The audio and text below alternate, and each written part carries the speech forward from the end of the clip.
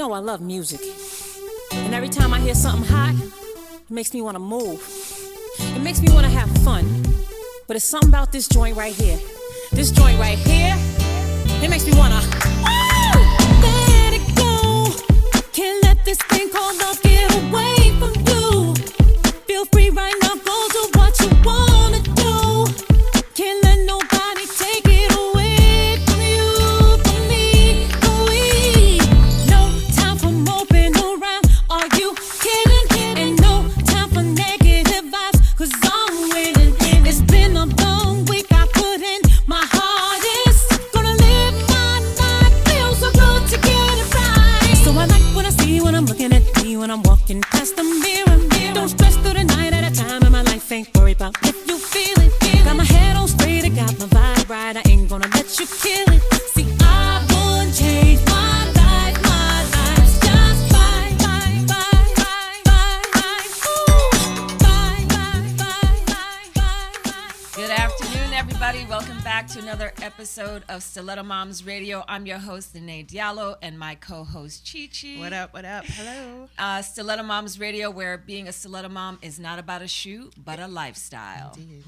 So, how was your week, Chi-Chi? It was good. Yeah? It was good. Weather was really nice this past weekend. Raining every once in a while, but I had a good time. Had a good time? Yeah, I did. Yeah? I did a half marathon last Saturday. Oh, I that's did. right. That's right. You mentioned that. How'd that go? It went well. Hurt Yeah? my foot. Can't walk, but I'm fine. You will not be wearing stilettos? For No a minute? stilettos for Okay. me. Not anytime soon, but Okay. I'm happy I got it done. Very happy about Excellent. that. Well, How about today, you? let's see. My week was actually pretty good. This weekend, I didn't have any activities with the kids, so that's always a good thing. What did we do? Nothing. I think I kind of just stayed around the house and just, tried to tidy up as much as I could. Great, Right? great, yeah. So always welcome a downtime anytime I can have it. Did you watch any TV this weekend? So, TV, that's my weakness. I love television. And this week we actually said goodbye to one of my most favorite shows, Mad Men. Ah, yeah, indeed. Yes, How was yes. that finale for you? I liked it. Yeah. I thought it was okay. I did not like the ending. For those who did not see Mad Men, those of you who are in Europe, I'm sorry. Spoiler alert. Close your ears. I wasn't too pleased with the way they ended it. Okay. But I have to say that the way some of the storylines, especially the women in that story, so Joan, Peggy, and Betty. Woo! Betty's storyline kind of came out of left field for me. Like, lung cancer, really? Yeah, it's interesting because I've watched the show from the beginning too, and I must say that I wasn't entirely surprised. It did come out of left field, but at the same time, I wasn't surprised by the lung cancer. And while there are instances where you can simply catch lung cancer from causes other than smoking. Smoking is a primary cause of lung cancer. So in that sense, I wasn't entirely surprised because she was a smoker. Having said that, I was very, very... It really did come out of left field, and for it to have been so advanced at the point she discovered it was surprising to me. So that was unfortunate. That How made about it the a way little sad. the children reacted to it? So the daughter on the show, Sally, thank you. I'm always forgetting her name. I thought she was pretty mature in the way she handled it. And, the young son, the middle child, the son. Gene. All right. No, I Okay. believe so, yeah. Don't know the name. But the middle son, Don Draper's first son, again, he had such maturity at such a young age. And I think on the show, he's supposed to be something like, 7 or 8? And he's a little older than that.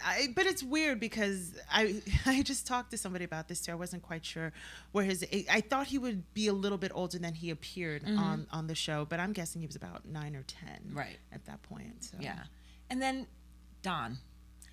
Why was Don in California? I must have missed a couple of episodes where I missed that part of why he went over, which is in California. So when he heard the news of Betty's illness, he should have just gotten on a plane and gone back to New York. That's where I think I probably would have preferred he did. In the finale? Well, she specifically asked him not to. Yeah, still. That's the mother of your children, your ex-wife, Right. who's now dying, says she doesn't know Right. how much longer she has to live. You have children, So, I don't know. That was a little odd to me. And then, the ending, again, he's sitting in this, some kind of retreat. Yeah. And, sitting in the yoga pose, looks like he's, accepted to, the life of calm and accepting meditation in his life. Mm-hmm. And then it shoots to the Coke commercial. I like to teach the world to sing. Those of you who were born in the 70s know the commercial I'm talking about. Yeah. And he has this, then it comes out to him having a smile on his face, and that's how they end it. So what, did he go, is the idea that he goes back to the advertising world and that's the commercial that he creates? That was the impression I had gotten, that that retreat was the impetus for him coming up, brainstorming and coming up with the I'd like to teach the world to sing, or I'd like to buy the world a Coke jingle for that very iconic commercial, which was, I did a little research, was produced by McCann, which was the agency he was working at the time. So for me, that's what I got out of it. And I know that there has probably been some sort of debate online as to whether that was what happened. Was that the conclusion? Is that what we're supposed to think after cutting to the commercial after his retreat? That's what I got out of it. So. Yeah. So just a side note to all the television producers out there, these type of Soprano-esque type endings where we, the audience, is left guessing, please stop that. I want to know what happens, okay? That's why I watch television. That's why I'm invested in these characters. I like it wrapped in a little bow. Now, not in the kind of way that, okay, so let's talk about, some of the women on the show. Peggy's character, her storyline was wrapped up in a little bow where, she's climbing the corporate ladder, and then all of a sudden, she has found love with Stan. I love that. Oh, what? Really? Seriously? Loved that. That was so that corny. That made me so happy. That was so corny. I've been shipping Stan and Peggy for seasons. Okay, I was very happy about then they that. should have had some other kind of connection throughout the season. Like, let me see a little spark of something, which I kind of had seen before. They did, yeah. But no. They just wrapped it up. Oh, we see the ending, and they're typing, and he comes and gives her oh my a little God, massage. Stiletto Mom, you are killing me right now. This is a woman who gave her child up for adoption. Nothing wrong with that, but to me, it came out of left field. Like, what? But they'd been working in such close proximity for such a long time. I mean, offers romances happen. Never happened to me. But I honestly saw the undertone of the relationship for them was not just creative. They were working with well, in part because they were so creative and working in close proximity. I wasn't surprised. I was really, really happy, everyone, that Stan and Peggy ended up together. She's in her office. He's Loved in his it. office. And he just says, comes out of his mouth, I love you. Loved it. Like, oh my God, what did you say? What did you say? And then all of a sudden you see the tears. Well, yeah, I think, the revelation. Really? In 30 Loved seconds? it. Come Loved on. it. Whatever. All right, Joan.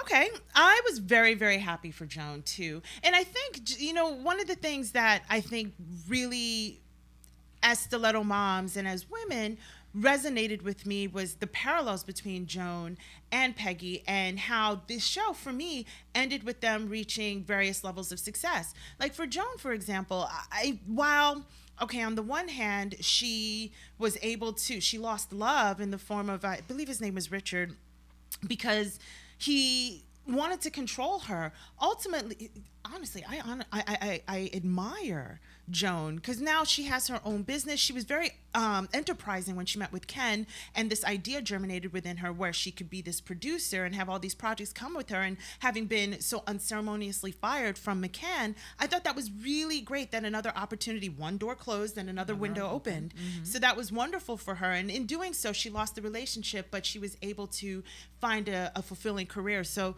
I thought she had a wonderful ending too. And on the flip side, we have Peggy, who started out very, very small at Sterling Cooper as Don's secretary, and slowly moved up the ranks, showing her talent and stuff, and unfortunately being exposed to the realities of the time where men were still dominating and women didn't have many opportunities to be taken seriously. And she was so talented. Ultimately, she found her place at McCann, and to me, the ending suggested that she's going to move up the ranks there and finally achieve the creative director title that she's been seeking for so long. So I thought both endings were very fulfilling for me. The one that really just bothered me, less so than you, I get, was Betty, and just how all of a sudden she's alive when the show ends, but we know she's not long for this world. So. Right. Yeah. I was surprised at hers. I liked them all. I didn't like. The one I liked the least was Peggy's because it just came out of left field for me. Like, I need to see, a romance build, or let's have the revelation happen, through time, as opposed to, or maybe like she has this like secret crush, as opposed to in the minute conversation that they're having, I love you, right? Joan's I did like too, for all the reasons that you state, and it was nice to see that, she did make a choice, and in that era, in the 70s, that was, just like what the starting and or around the whole feminist movement, right? And women's lib movement. So it was great to see that of the three of them, Peggy and Joan were the ones who were a little bit more, women's lib and about, working, and some may argue that Joan had to work out of, necessity versus the others. But Betty's, I don't know that I saw her evolve, and I think I probably wished I had seen her evolve more as a character over the seasons than she did. Well, I think also too, that was the thing that made the cancer diagnosis that much sadder for me, because I did feel that ultimately she was coming into her own when she decided that she wanted to become a psychiatrist and be able to treat others, and was going to school, where we saw in the last episode, the 6th episode, when she was given the diagnosis. It was at that point where her life had actually started to happen, and she was coming out of her shell. So that was really unfortunate for me. Going back to Joan for a second too, I think one of the things that was her ascendance came at the expense of perhaps her feelings on motherhood. She did have a son with Roger, and it was interesting to see she didn't seem quite comfortable with that role. But another reason why I thought that I liked the way the show ended for her was that she was able to, say, work from home and have her mom take care of her son. She was able to have her business and still she was paid out of McCann. She had a lot of money. I mean, $250,000 at that time. Look, I'll take that now if anybody's listening, okay? So I thought that she came out ahead, and while she didn't have love, and she chose to be in control. And just bookmark for 1 second, it was also very interesting because Joan chronologically was about 40 years old. I believe at the time the show ended in November 1970, she would have been about 40. It was alluded to the fact that she was very, very attractive, but those days of being attractive were winding down. So I really think that in choosing to pursue her dreams and to pursue being really in control of her destiny was especially powerful and stiletto momish, I would say, taking control of her life and knowing she'll be fine, whether or not she ends up in a relationship. And we sincerely hope that for her, if they decide to do a movie to wrap up all the loose ends. Follow in Sex and the City suit and Entourage, I think, which we will be talking about when that comes out. Absolutely. Yes, the boys are back, babies. Well, what do we have going on today's show? So today's show, speaking of relationships, is all about relationships. Yay. And it's about planning for relationships. So, which I love this topic because it's about not necessarily planning for relationships, it's planning for marriage. Yeah. I've been married for 12 years to a wonderful husband, a wonderful, wonderful man. Shout out. Shout out my baby daddy. Let's see, before we met, I was 30 years old when we met. And now that you've dated everyone and they can figure out your age, that's okay. Okay, go girl, claim okay it. With that. I'm all right with that. Claim it, girl, claim it. I'll claim it. Fabulous. Thank you. But I remember leading up, when you turn 25, at least for me and some of our friends, when we were 25 years old, it was all about, it's about my career. If the man comes, that's great, X, Y, and Z. But for me, I always knew I wanted marriage. I was not the one that was like, I'm going to put off my career because I want, children, et cetera, X, Y, and Z, or vice versa. I was just like, let everything go forward. And when the man comes, he will fit in as necessary. Absolutely. So I remember this as clear as day because, you date people and you're like, all right, I know you're not the one for me, but let's just keep dating. So 29 years old, and I was like, you know what? And I mean, because me and one of our close friends, who shall remain nameless, but you know who you are because you're listening. Yes. We were like, you know what? Like, we're not going to find the men that we want or that we're looking for if we keep dating these guys that we know are not going to be in our future. Right. You know, we would ride the R train home or the F train home because she was living in Jamaica, Queens, while I was living in Rego Park, and we would literally sit down and seriously like write down, all right, what are the qualities that we want in a man? Yeah. And, you know, we talk about education. We went down to the nitty gritty in terms of like, you know, so what does he look like? What's important to us, etc. And then at one point we said, okay, well, we want the man to have all these qualities. What do we have? What are we bringing to the table? Yeah. You know? That's right. And literally, I swear to God, I turned 30 in October. That December, I met my husband. I remember. I was met there. him. Yay. Yes. And remember that email I sent you? Sent to you and the girls saying, "Lovelies, I have found your brother-in-law." Yes. They could not believe it. I did. It was on a I trip. remember. Literally within 2 weeks. I think it was within the first week. It was really quick. Sent you guys that it was email. really quick. I and remember. my husband and I literally got married a year, almost to the date that we met. Yeah. And 12 years later, here we are. So Yes. there is something to be said about planning for marriage, and which we will get into with the wonderful Kristin Michelle Young. But before we do that, I would like to show a video that can kind of talk to single ladies and why the importance of planning for marriage.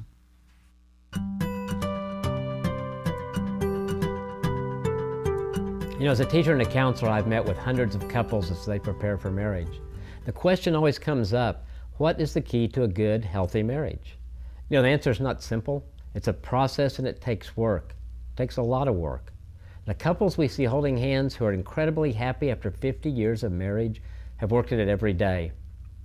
Marriage is a journey. It has its ups and downs.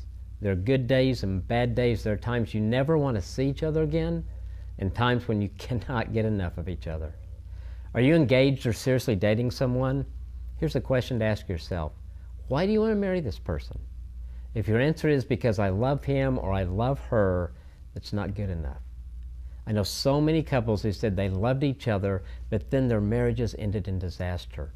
It has to go deeper than that. Love alone is not enough to ensure a happy marriage. Loving someone may help you stay in the marriage, but it's not going to take you the distance by itself. There's so much more to it. Things like perseverance, patience, unselfishness, listening, talking, solving problems, staying out of debt, keeping romance alive, and keeping God at the center. All of those things go into a successful marriage. Think about this question. Do you like this person? Now that's different, isn't it? Liking the person you love means that you know all the good things and all the bad things about them, and you still want to spend the rest of your life with them. It's accepting the total person. It's wanting to be best friends. It's being willing to trust that person fully and completely. It's wanting to walk through everything that life will bring you together. And over time, that liking turns to a deep love that cements the two of you together for a lifetime. Remember, it takes more than love to go the distance in marriage.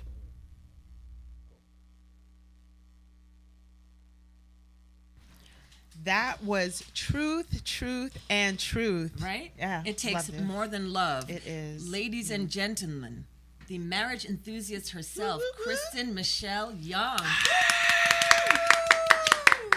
All right, let me read a little bit about who Kristin is and what she's going to talk about today. So Kristin Michelle Young is the wife, mother, student, teacher, speaker, relationship coach, and marriage enthusiast.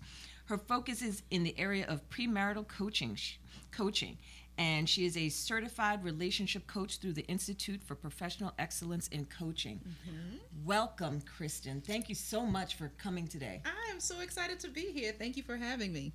So, first question off for me is, what compelled you to get into this type of relationship coaching?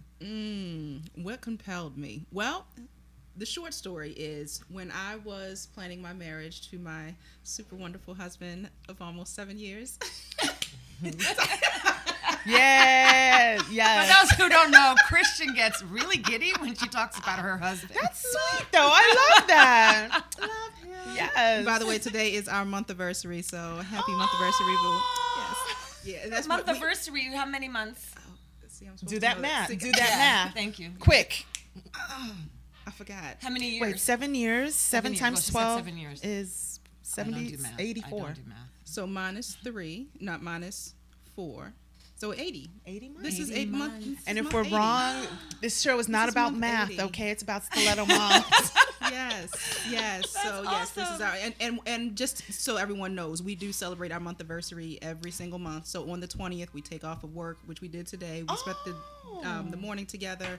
Normally, we spend the whole day together, but I agreed to do this, and Yes. he gave me permission. Yes. And plus, he's in Thank school, you, and husband. he's taking a final exam in a couple of hours, so he's preparing for that. So we were in agreement. We would do this. But yes, so today is our month anniversary. Love him to pieces. What was your question? God. What compelled you to You become? see what I'm saying? Talk about her husband and she gets lost. Okay, so what compelled me when we were planning for our marriage? I had a number of girlfriends around who were newlyweds as well, and had been married, love marriage. They were, oh yeah, my boo, he he he he. So I was like, yes, once we get married, we'll have the married couples and hang out and all that kind of thing. So as we transitioned into marriage, 6 of my girlfriends with over a year's time transitioned out of marriage. So for me, it was, I'm coming in like, yay, y'all said this is great. I'm coming in, I'm jumping, sign the papers, said the vows, put the ring on it. And they're like, no, I'm taking my ring off. I'm like, wait, you told me to put this ring on. You told me it was good on the other side. Why is it changing? Mm-hmm. And they were just like, well, you were getting married. I couldn't tell you. You should have told me. Yeah. And unfortunately, going through that process, I'm starting to think, did I make the right decision? Do I need to jump back out with them? And for me, and even now, I have those moments because I have quite a few of them who are still single and living it up in the single life. And I'm like, yeah, there's definitely some benefits to the single life, but my focus is the benefits of the married life. So now, question: how long had they been married? Like the average? All span of them their were marriage? less than 5 years, with the exception of one. One was 7 years. Okay. But yeah, they were all 5 years or less. 2 of them were within the first 2 years. So it was really interesting and an eye opener for me. Why are people so quick to one, get in, but then also to get out? Right. And what I recognized is the preparation piece is missing.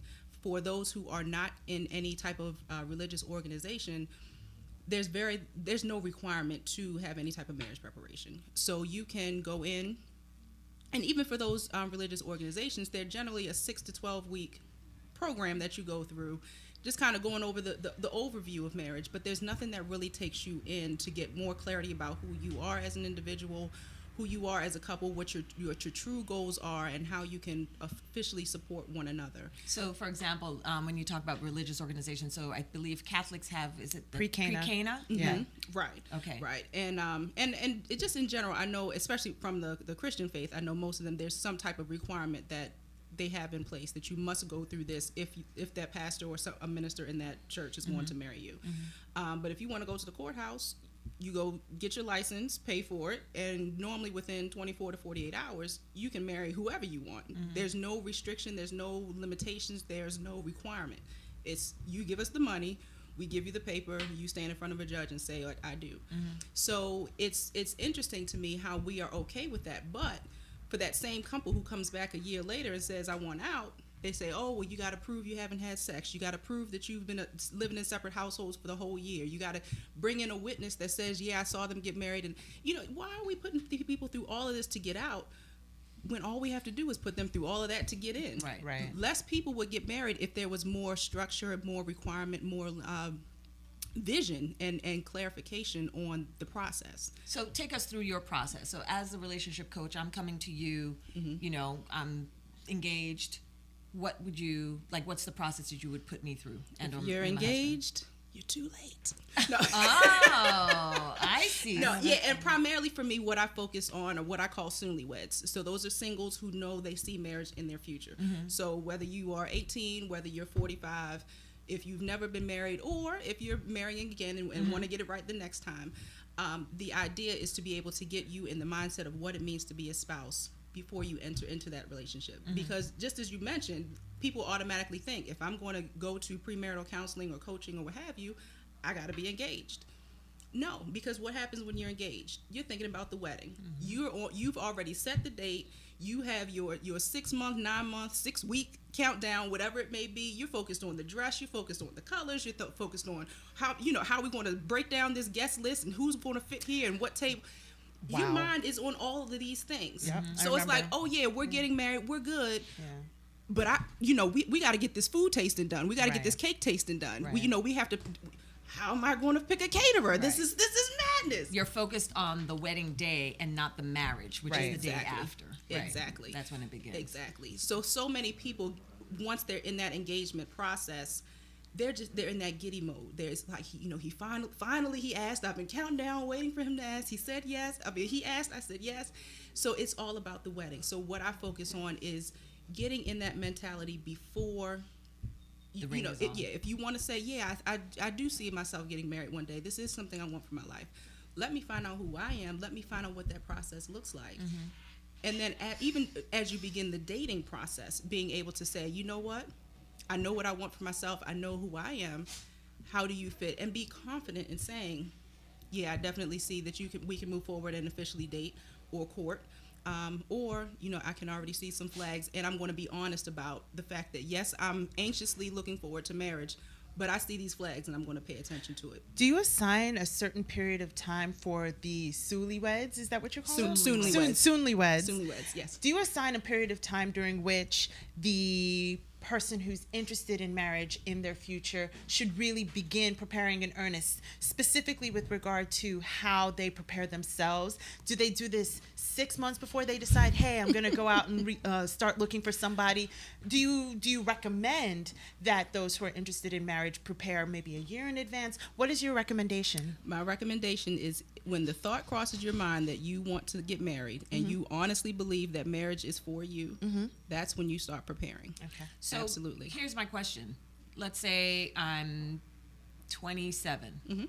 I know that I want to get married. I go through this process. I go through the, all right, let me plan out who am I, what do I want, et cetera, et cetera. The man doesn't come. The boyfriend may not even come. So maybe it's 3 years later, I'm now 30. There are probably things about me that have probably changed, but, what do you suggest to women like that? So they've come to you and then they still haven't found the one. There's a level of change and maturity that happens in that time frame. So what do you suggest to those women?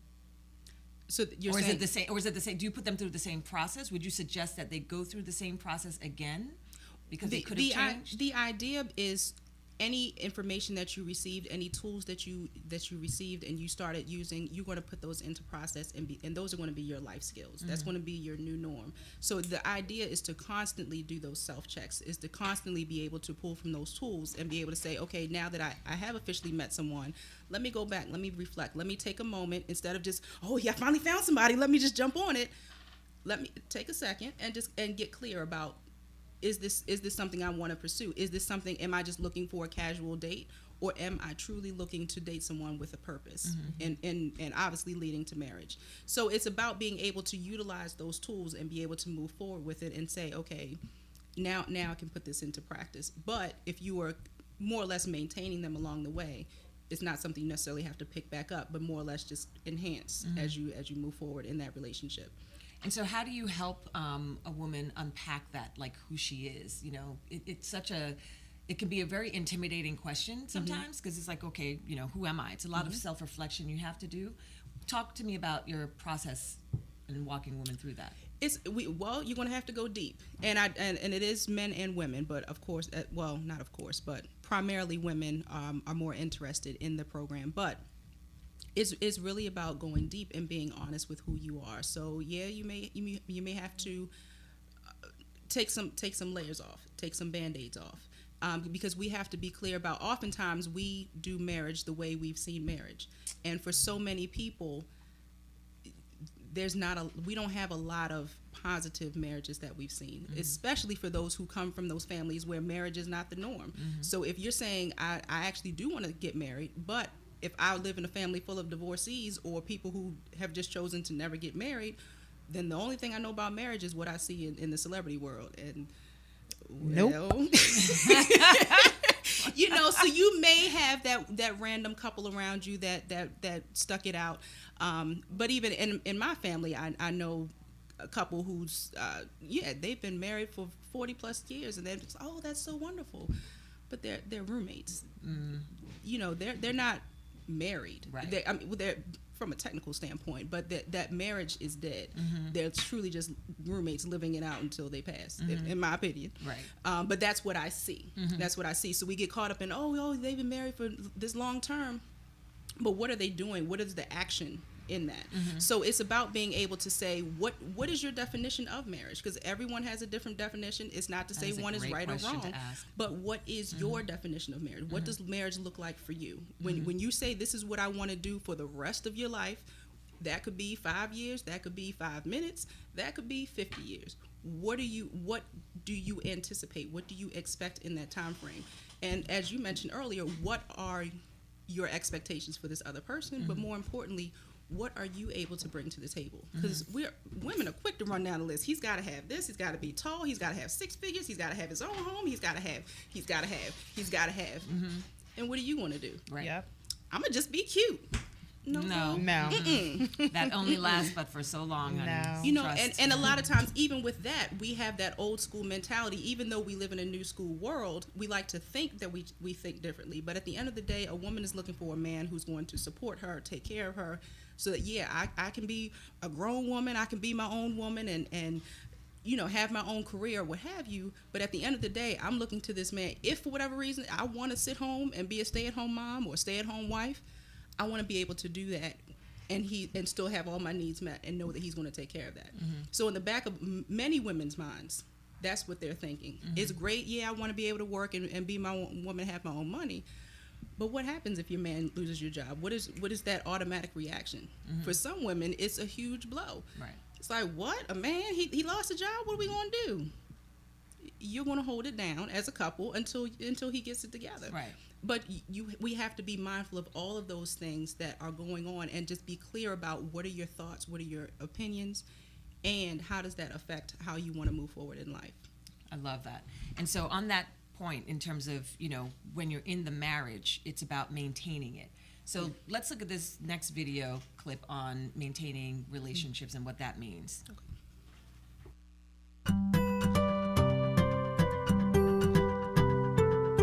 In your marriage, what would make you happy?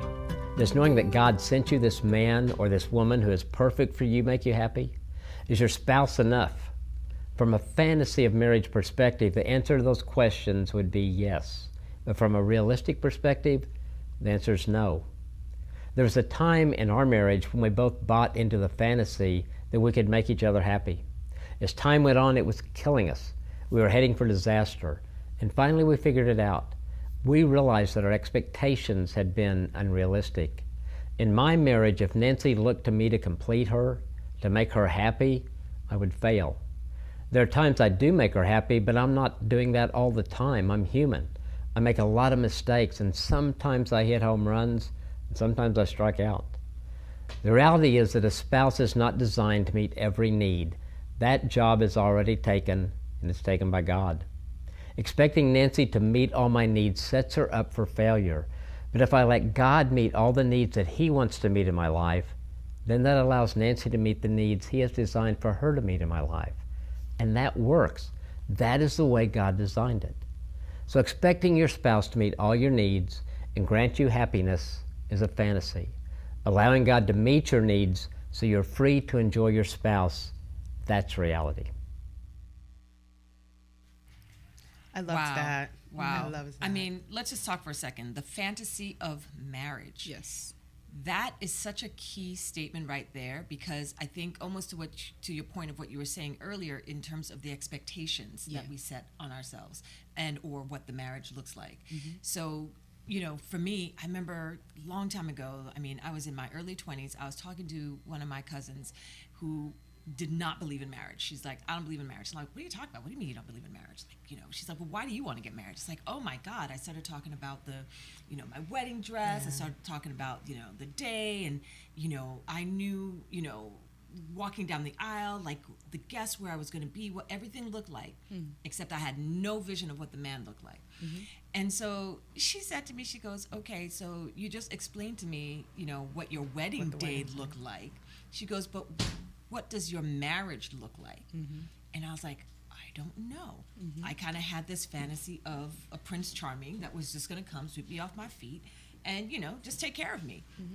I would have a career, but you know what? It's okay if I didn't have the career. I'd have my children. I just raise my children. And I was fine with that. But that's the fantasy, right? That's so not reality. And so, jump, 10 years later, I guess, when me and my girlfriend were sitting down talking about, planning out, like, what was the criteria that we wanted in our future husband and the man that we would, or the men that we would start dating. We then made a list of what we were bringing to the table. And then in that, it's, all right, so now what's my expectation? So when we met our respective husbands, I know I did this work with my husband. I went through 100 questions. There's this book out on 100 questions you should ask before you get married. Yeah. And I literally I was in New York, he was here in DC, and I was like, he's probably not listening to me, but I'm gonna ask him these questions anyway. And I went through each and every one of them.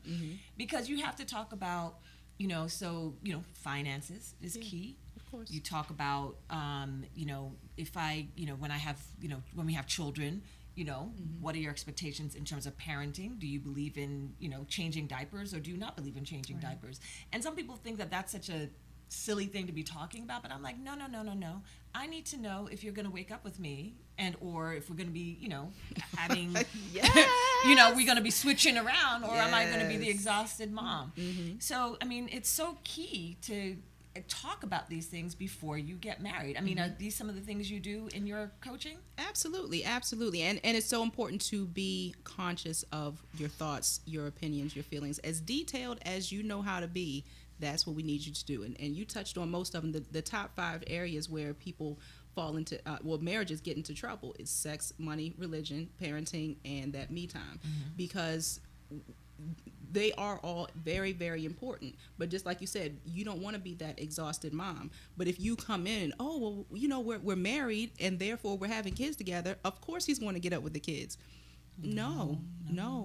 I mean, and typically for most men, they're not going to step up unless you ask them to, because their expectation is you're the mom takes care of the children, that's y'all's thing.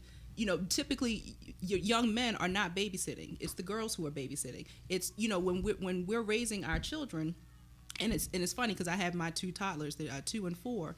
I never intended to raise them on princesses in this Disney fantasy world, but that's the way society does it. That's the way other people, when they want to buy them gifts, let me get you Cinderella, let me give you the new Frozen princesses and all of that. So they're into all of that stuff now, which I'm okay with.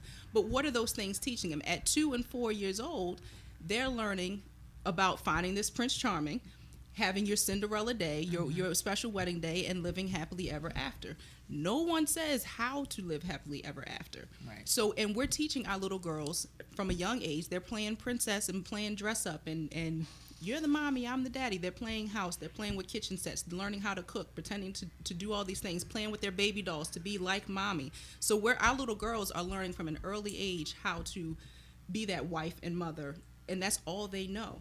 Our little boys, they're flipping off the couch. They're playing with G.I. Joe and WrestleMania, whatever the boys do. I don't have little Power Rangers, so they're all around the house while you little girls are pushing shopping carts and cooking. So so we're training them at an early age to look for this man, for that support, that security, and who's going to come be my Prince Charming and save me. And although that is okay to a certain degree, we have to be clear on what the whole picture looks like and be as detailed as possible. What is it that you're able to provide? How are we going to create that happily ever after? It's not just because we got married. It's bliss. So let's take that a little bit further with the maintaining of relationships, because as we all know, the women we were, say, at 3:00 when the show started is different. Even half an hour later, we're different now. We're constantly evolving, and both as individuals, but also within the context of the marriage. I know that when I got married 5.5 years ago, I'm nowhere near the kind of woman that I was then that I am now. So how do you address, what do you recommend couples do to continually check in with each other to make sure that their goals and expectations still align as time goes on? We always hear that communication is key, but how to effectively communicate is where a lot of people miss the mark. So I always encourage that healthy conversation, setting aside time to have a designated check-in time and ask those serious questions. Or, they can be minor, they can be major in-depth conversations, but have a continuous opportunity to sit down one-on-one, not because something just happened and now we have this big blow-up argument and now we need to talk about something, but just do the constant check-in. What's on when your spouse asks you what's on your mind, tell them. We're so quick to, don't worry about it, nothing, or you're focused on something else. Take that opportunity, and we all are, but take that opportunity to sit down and say, hey, I was just thinking about this. What's your opinion on this? What are your views? We're watching the news together. What are your thoughts about this news story? And you'll be surprised how one thing can lead to another conversation. Actually, prime example, with my husband and I taking off on the 20th of each month, that's our opportunity to just have that one-on-one to check in. Sometimes it's just taking a nap. Sometimes it's having that communication time. But having that designated time where you are alone, is just you can connect on various levels.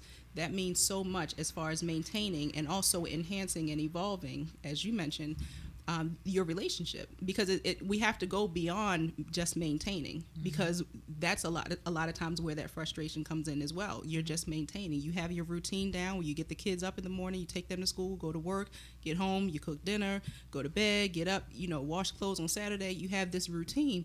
So yeah, you're maintaining things. You're talking about the bills. You're emailing your spouse about certain things. So you're maintaining, but that creates that stagnance. Stagnance. It becomes stagnant. Stiletto Moms, this is not a math show. This is not a grammar show. She holds a master's. It's okay. English language. It becomes stagnant. Stagnant.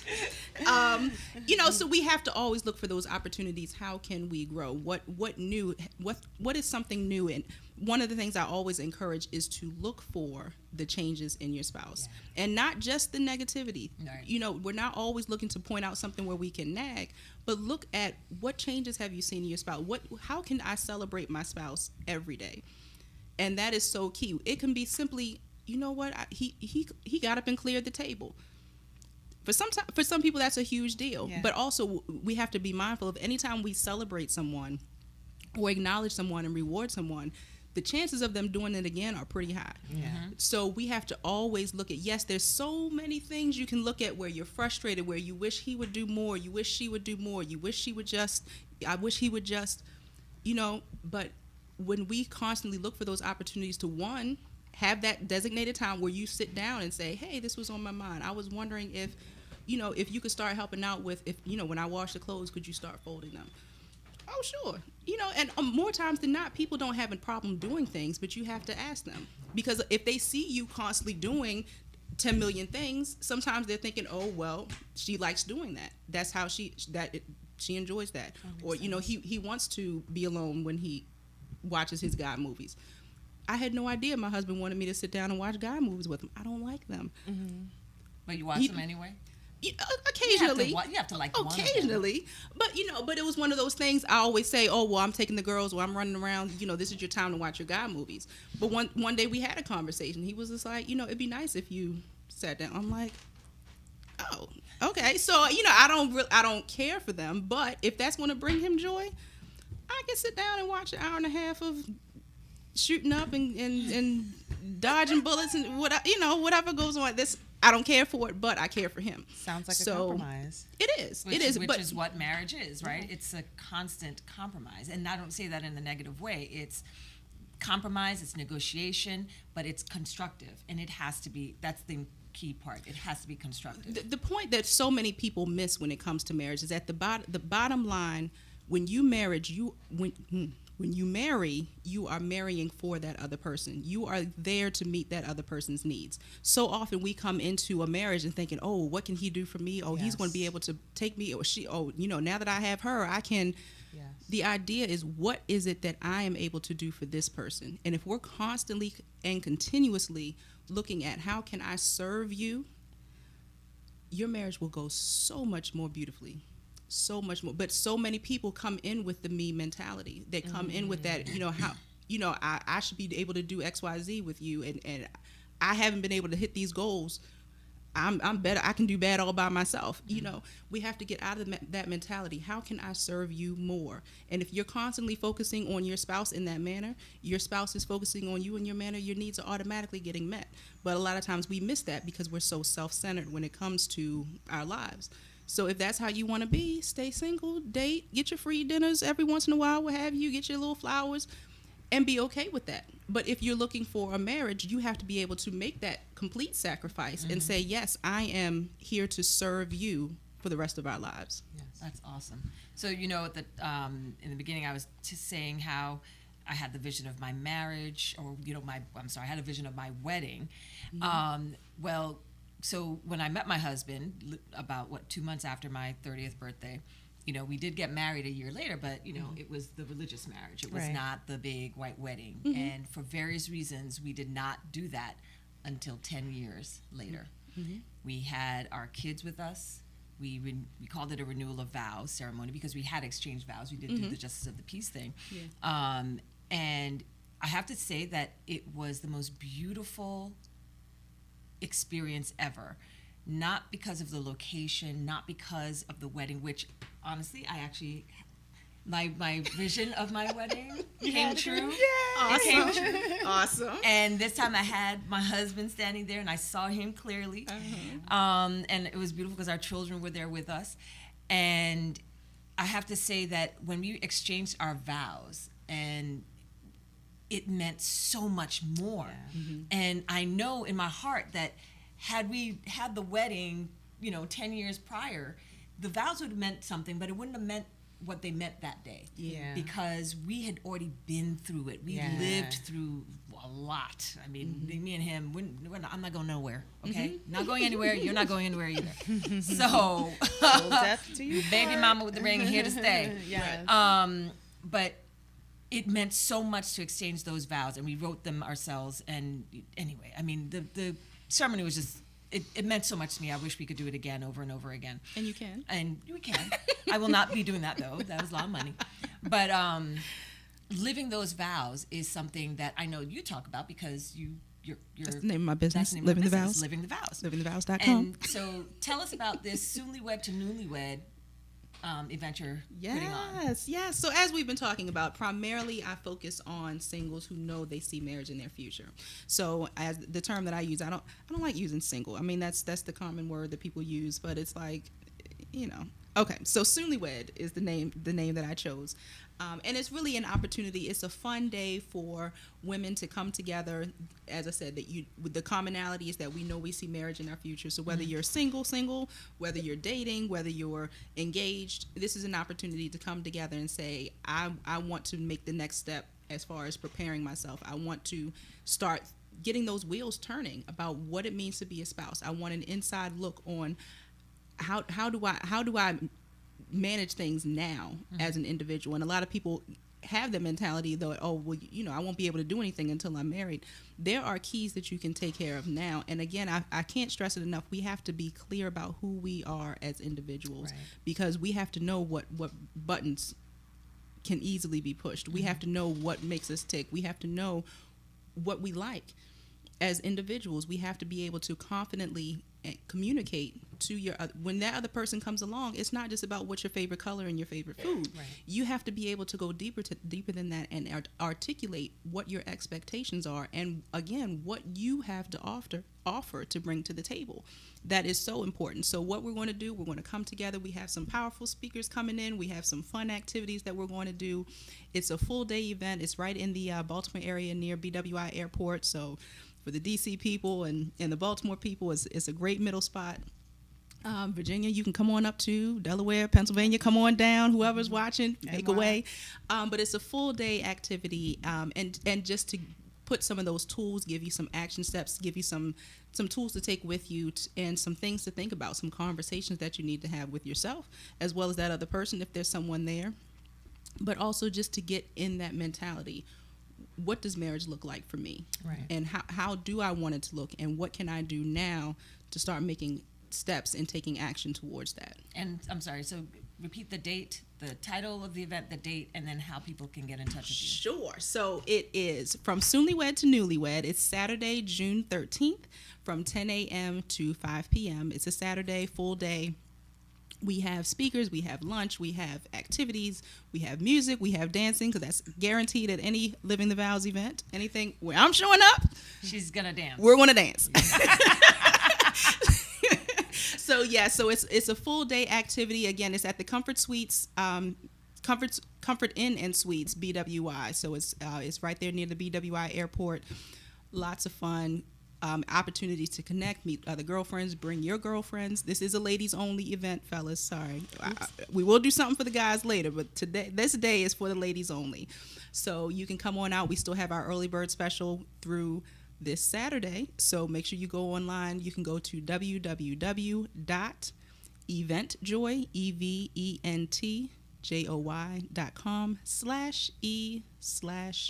SOONLYWED.